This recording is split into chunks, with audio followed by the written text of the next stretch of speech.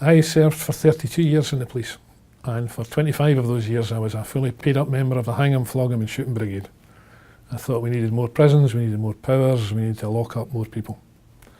In 2005 I took sight of a report that told me that 114 people had died from the effects of illegal drugs in Strathclyde in that year. And I thought that was terrible.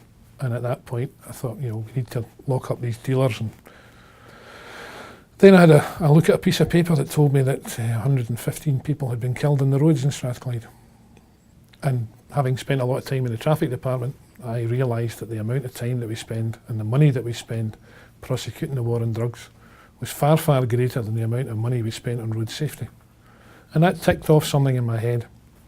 So I did a bit of research and discovered that when you look at the number of people who die from drugs, and you look at the number of people who are killed on the roads, and in particular in Scotland, when you look at the number of people who die from the effects of alcohol, and the number of people that die from the effects of smoking, and the number of lives that are destroyed by gambling and other addictions, drugs suddenly became a very, very small part of the equation.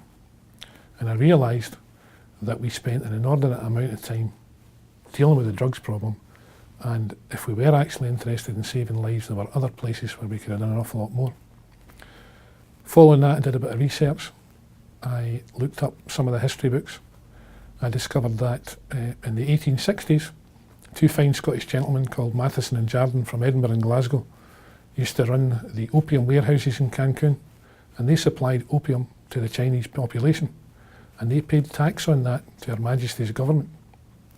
In the 1860s, the Chinese blockaded the opium warehouses, and Her Majesty's government's response was to send 2 gunboats in and break the blockade.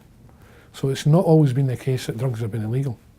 It's been the case before in the past that some of the great cities in Glasgow and Edinburgh are based on the sale of drugs and slavery.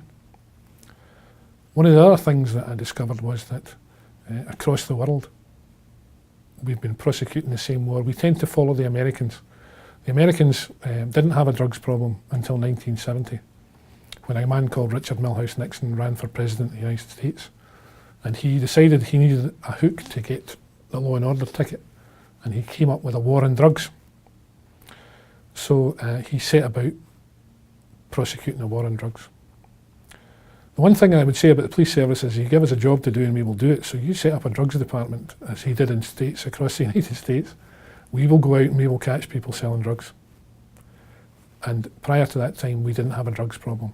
But once you make it illegal, we've gone from in the 1970s talking about ounces and eighths to 2000, 2015, where you're getting shipments of 20, 30, 40 tons of cocaine, heroin, cannabis being moved in and out of the country.